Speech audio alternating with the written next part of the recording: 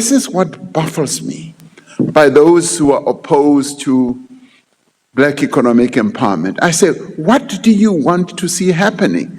Do you want to see Black people continuing to play the role of laborers, drawers of water, hewers of wood, and consumers only? Why can't Black people be made to own productive aspects of our economy? Why can't they be rich as well? That is what needs to happen. The Freedom Front Plus leader, Mulder, has sparked controversy after launching a fierce attack on the South Africa's Black Economic Empowerment BEE laws during a heated parliamentary session this week, drawing a sharp rebuke from President Ramaphosa and igniting speculation over his motives.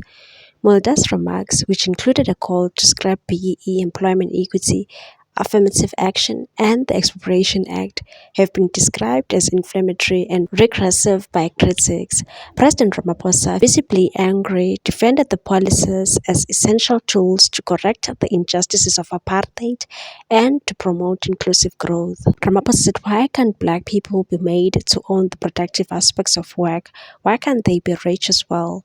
Ramaphosa asked during his response the broadening of economic participation and said the broadening of economic participation is what democracy demands. Ramaphosa pointed to the growing visibility of Black South Africans in advertising and the consumer economy as evidence of progress, underscoring the importance of transformation policies in reshaping economic ownership.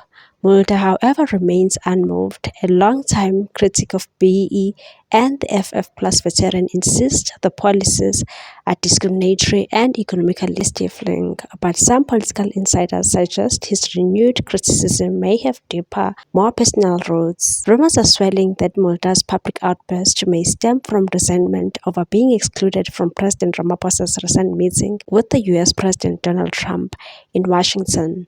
The meeting, held amid international scrutiny over alleged white genocide in South Africa, included Agriculture Minister John Steenhuisen, billionaire Johan Rupert, and golfing legends Annie Els and Retief Goosen.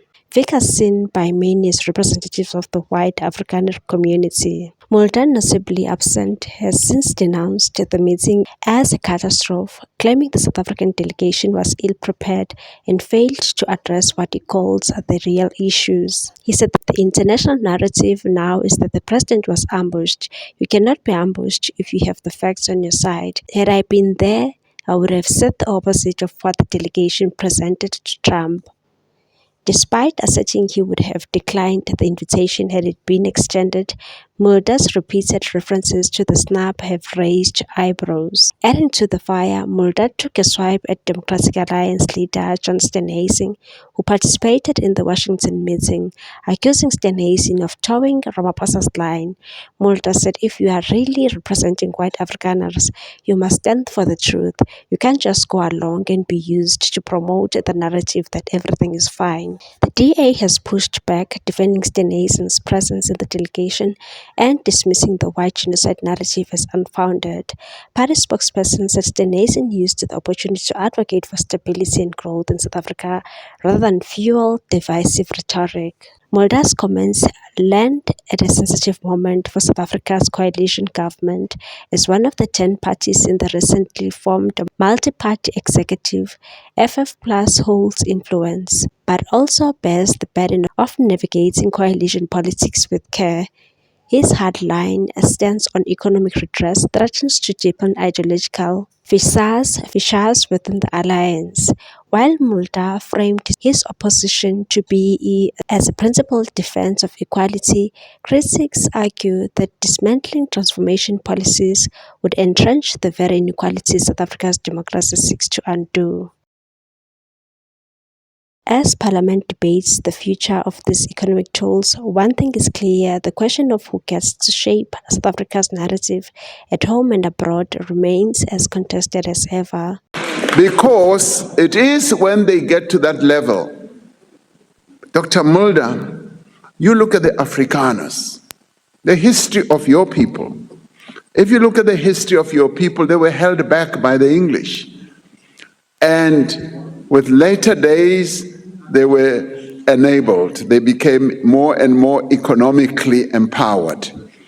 And they became economically empowered due to the policies of apartheid, the laws that were put in place, the sweet deals that they were given, and they started getting more and more into being serious economic players.